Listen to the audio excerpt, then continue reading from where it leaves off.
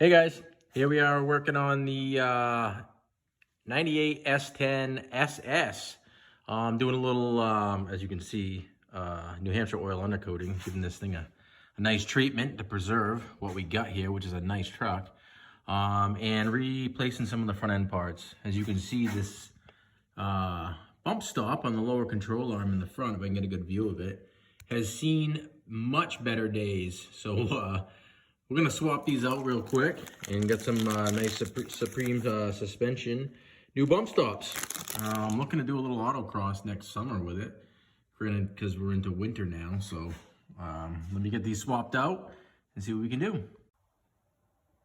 All right, guys, here we go. As you can see, we got the old bump stops out, and as you can see where that may be a problem when heavy cornering, or like I said, autocross, like I want to be doing. And obviously I know I got a lot more suspension work to do with it, but this was a good starting point considering the rubber bump stop was gone on this one completely. They were OEM, so nothing fancy, but we got some new ones in there.